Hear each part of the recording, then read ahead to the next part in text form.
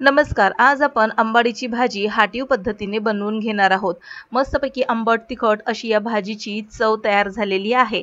तसं पाहायला गेलं तर आंबाडीची भाजी सुकी देखील आपण बनवू शकतो। तर फक्त 5 ते 7 मिनिटांमध्ये ही आंबाडीची भाजी बनवून तयार होते। इथे मी आंबाडीची भाजी घेतलेली आहे, स्वच्छ धुवून घेतलेली आहे। साधारणपणे आंबाडीची भाजीची चव आंबट असते। तर आता ही धुवून घेतलेली भाजी आपल्याला निवडून घ्यायची आहे। या भाजीला लागणारं इतर साहित्य आपण पाहून घेऊया। अर्धी वाटी शेंगदाणे घेतलेले आहेत, 5 ते 7 हिरव्या मिरच्या घेतलेल्या आहेत आणि थोडासा लसूण।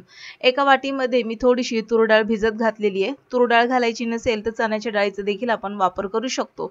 तर हे असं आंबाडीचं पान दिसतं, तर याची चव साधारणपणे आंबटसर लागते। तर एका मिक्सरच्या भांड्यामध्ये मी शेंगदाणे घालून घेणार आहे। तर यातील फक्त मूठभर शेंगदाणे बाजूला ठेवणार आहे आणि सगळे शेंगदाणे या भांड्यामध्ये घालून घेणार आहे।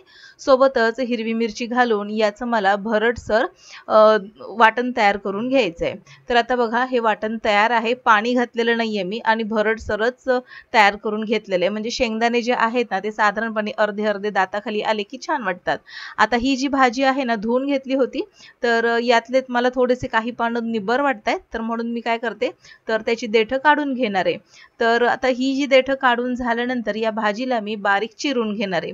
लक्षात ठेवायचं कोणतेही पालेभाजी जर आपण करतो ना तर त्याआधी आपल्याला पालेभाजीला धुवून घ्यायचे आणि मगच चिरून घ्यायचे। आता ही भाजी मी बारीक अशी चिरून घेते। तर या भाजीची चव आंबटसर असते आणि अशा अनेक पालेभाज्या आहेत की त्याची चव आंबटसर आपल्याला लागते, जसं की आंबट चुका झाला किंवा मग घोळीची भाजी झाली, ज्याला चिवळीची भाजी म्हणतो, तर ती देखील चवीला आंबटसरच लागते।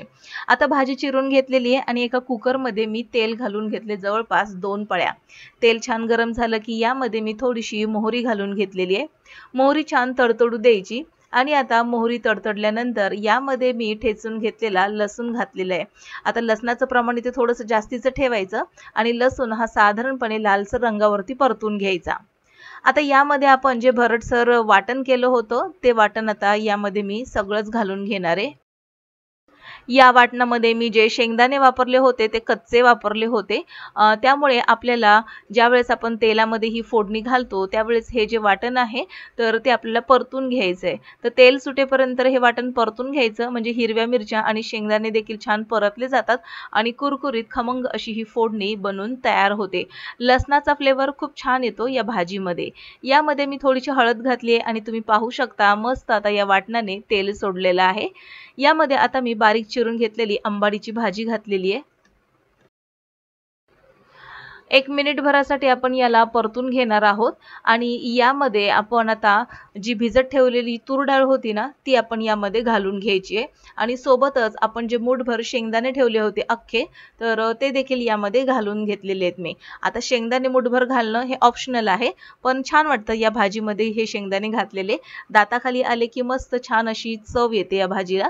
व्यवस्थित मी परतून घेतलेलं आहे। यामध्ये आता चवीनुसार मीठ घालून घ्यायचंय आणि थोडंसं पाणी घालून घ्यायचंय।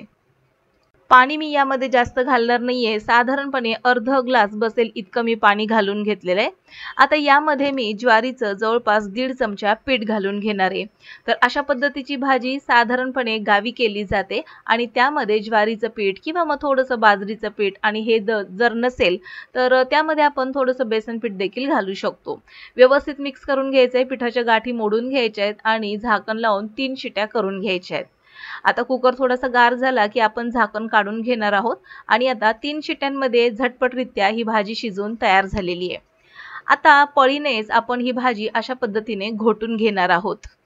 मस्त आंबट तिखट चवीची चटपटीत अशी आंबाडीची भाजी काहीच मिनिटांमध्ये बनवून तयार झालेली आहे। तर आंबाडीच्या भाजीची रेसिपी तुम्हाला कशी वाटली हे मला कमेंटमध्ये नक्की कळवा। रेसिपी आवडल्यास लाईक, शेअर अँड सबस्क्राईब करा। पुन्हा भेटूया नवीन एका इंटरेस्टिंग व्हिडिओ सहित। तोपर्यंत बाय बाय।